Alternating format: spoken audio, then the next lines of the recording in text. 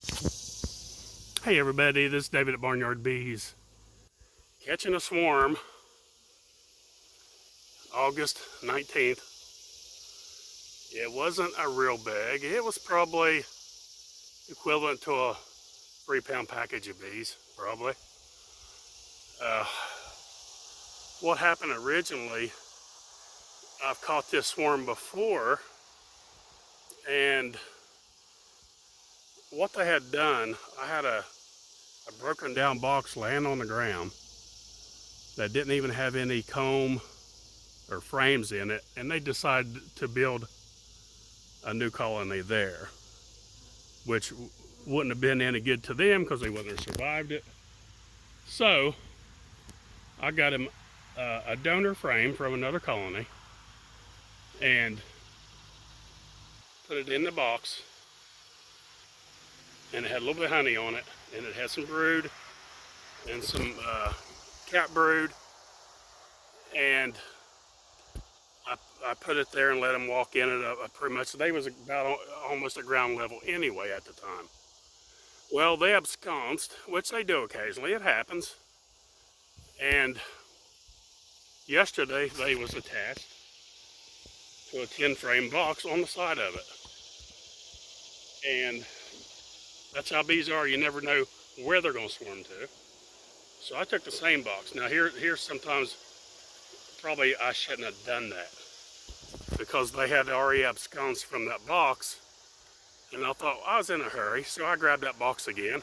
I put it in the place of that, shook it in there, found the queen, caught the queen, put her in the cage, and come home this morning, they absconded that box again. Wasn't a good idea, as I've done that before, but because I was in a hurry and it was late in the evening, I just made do to see what would happen, and sure enough, they absconded and went to the tree. So now, what I done, didn't use any of those frames, and I got a new donor frame out of another colony, a new box, and we'll see what happens now. Now these are late season swarms, and it's sometimes that's hard to get them built up, but like I said, it's equivalent to probably a 3-pound swarm. So if we have, that's a good thing about having multiple beehives. You can pull more donor frames from another colony, say like a frame of honey, a frame of cat brood, and add it to this nuke and build it up faster. Provided that you do have other colonies that have enough resources, and maybe you have some that are too packed out, and that's usually what I do, and that's what I'll do in this case, provided they stay here in this box. Now this frame I give them, it's got some honey, it's got some cat brood, and the queen that I caught, she's in the cage in the 5-frame nuke right now, and we'll see what happens. It's see how it's right up there trying to form. Some of them stayed. Tried to shake it on the ground. That usually don't work too well. So I got my 8-foot ladder out, put it up closer where they'll be more satisfied with the area, so they are sticking to it a little bit better. That works good if you ever get in a situation where, even if it's way up high, you bust that limb with a long stick and let them fall down into their nuke that's off the ground. A lot of times they will pick that hive, like those right there. I may hit it one more time, but it's probably not needed, because there's enough bees here now that they will probably end up in that box anyway, but I'll probably just hit it one more time.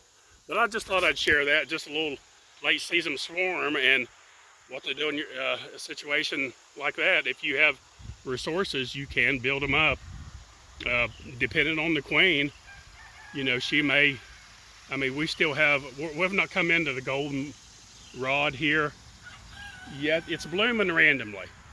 It's hit and miss. Some areas got some, but it's just starting. So it's good timing as far as that. Now, of course, you can always put a feeder on. Now you can put a hive top feeder on, if you're starting to come into a little bit of a honey flow and not have to worry about robbing. So we can do that as well. And I probably will. I'll probably put a feeder on it. The bees, you know, like I was in previous videos, I was external feeding,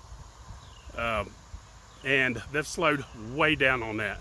They're taking a little bit of it, but not much. So when they start that, I know that they're finding goldenrod, as same as a pollen feeder. You won't hardly see anything at the pollen feeder now. So, in my opinion, it's safe to put a hive top feeder on in your area, wherever you're at, if that's the same scenario I'm in. But just a few tips here from Barnyard Bees. Don't forget, folks, click on the little bell, like and subscribe. Thanks for watching Barnyard Bees.